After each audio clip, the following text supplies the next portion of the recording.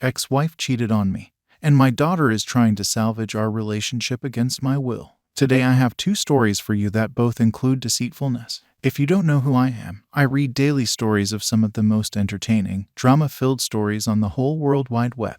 I hope you guys are having an amazing day.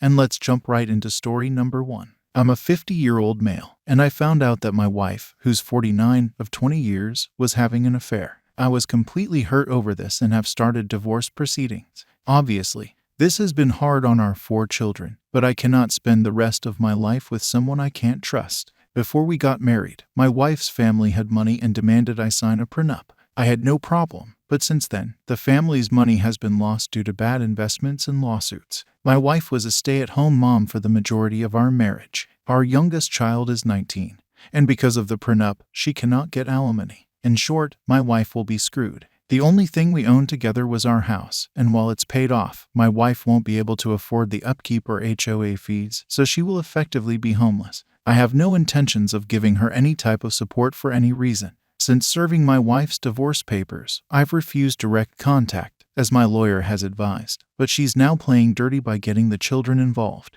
We have 2 boys, 23 and 21, and 2 girls, 25 and 19, and my wife has been pleading with them to get me to agree to halt the divorce proceedings in favor of counseling. After I told my children I had no interest in wasting any more of my life with that woman, they have all essentially backed off, except for my oldest, Christy. She's very close to her mother, and I can't imagine life where her parents aren't married. Christy tells me that her mother realizes her mistake and will do whatever it takes to make things right. She says that I owe it to the family to work things out. I refused and told her that it wasn't her place to make those kinds of demands. Since then, the only time Christy talks to me is when she's sobbing and asking me not to destroy the family. I understand that this is hard for her and offered to pay for therapy so she can cope, but she said that there would not be anything to cope with if I was not trying to divorce her mother. Since Christy is being too emotional to act with reason and refuses therapy, I've been resolved to limited contact until after the divorce. However, my other children are saying that Christy's behavior is getting worse. Am I the a-hole for taking steps away from my daughter for a while? Just a quick update with some more information. I read a couple responses, and here's some clarification. Clearly, my "she will effectively be homeless" comment was misinterpreted, so let me set the record straight. Because my wife and I own the house together, so long as we sell the house and split the proceeds, she'll get something. My wife did not give up her career to raise my children.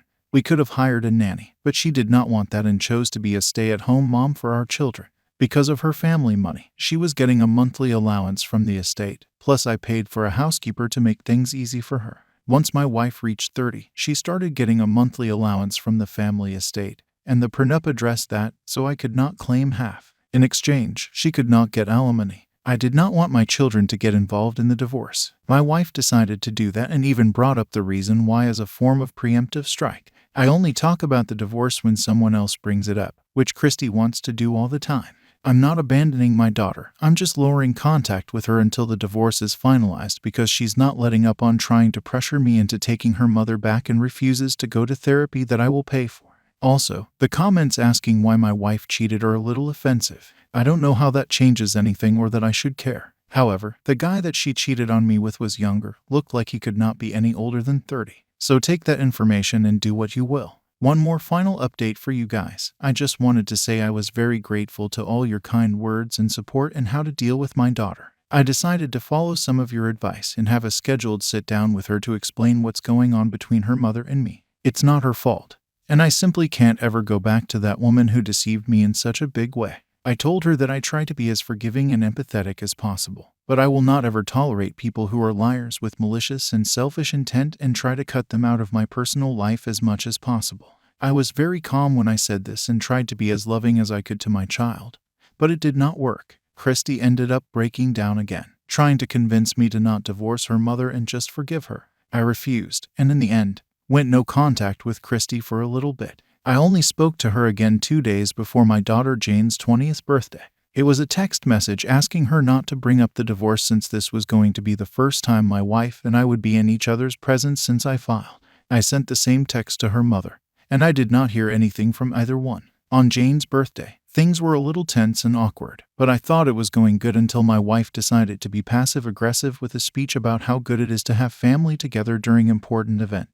Everyone saw through her crap, and my son Jack, 23, called her out on it and said that she was selfish to bring this up on Jane's birthday. Christy started defending her mother, and Jane, understandably upset, revealed that the only reason Christy was on their mother's side for reconciliation was that she did not want the fact that she not only knew about the affair, but helped her mother cover it up. There was a big fight that was not going to get resolved right then and there. I ended up leaving and was even more heartbroken all over again. Not only did my wife betray me, but my own daughter too. I knew she was closer to her mother than me, and I was okay with this. But now I don't know what I did to make my eldest daughter so disloyal to me. But I'm now resolved to go full no contact with her until after the divorce, and possibly for the rest of my life. This was an incredibly tough story. At first, I felt really bad for Christy. Then I realized I shouldn't feel so bad for her. She knew about it the entire time. Let me know what you guys think of that in the comments section down below. It's very unfortunate that this all had to unfold on the birthday of one of the children, but at the same time, I think this family needs some sort of counseling or some way to cover their grief. Let me know exactly how you would handle this situation. Our next story on the day is another story of deceitfulness that involves a mother, a father, a daughter, and a daughter's friend. Guys, let's get right into story number 2. My friend Susie and her family moved to our town almost 3 years ago. I've always been into sports, and Susie matched my enthusiasm for them, so we became good friends. Our moms met through us and became good friends too. My dad got promoted to a different location a few years ago, so he spends alternating months with us. He lives with us for a month and away from us for another. We got used to that arrangement. Mom used to be lonely, but after she met Susie's mom, they became best friends. I was thrilled that she had a friend, but a couple of months ago, I noticed that both their moms had been disappearing sometimes after practice started. I did not think much about it, but last week we left out for practice early, and when I came out, I saw them kissing in the back of the car. I hid immediately, and they did not see me. I've started paying attention to their relationship after that, and they seem too close. I think they're having an affair. Susie's dad died before they moved here, so she's a single mom. What do I do about my mom? Do I confront her? Should I get more proof? Should I tell my dad? It's been eating at me for a while, and I don't know what to do. Here's an update. I just waited a few days before I talked to my mom. I was very nervous. When I asked her if she was having an affair with Susie's mom, she started laughing. I was very surprised by her reaction. She video called my dad and told him about what I just asked. They smiled at me and told me that my dad knew about it. She told me that she was tired of hiding it and was happy that I found out. I wanted to know more about how they got together, so she explained this. Apparently, Mom used to have girlfriends before she married, and my dad knew about it. Half a year ago, she was drinking and talking with Susie's mom. Susie's mom told her about her previous relationships with women. They kissed that night, but my mom felt guilty about it and told my dad. My dad had always felt guilty about leaving us alone for so long. They talked and came up with an arrangement where she and Susie's mom could be intimate while Dad was away. The only reason they did not tell me was that they were nervous about how I would react to their unconventional relationship. I told them I was happy as long as they were happy with their relationship.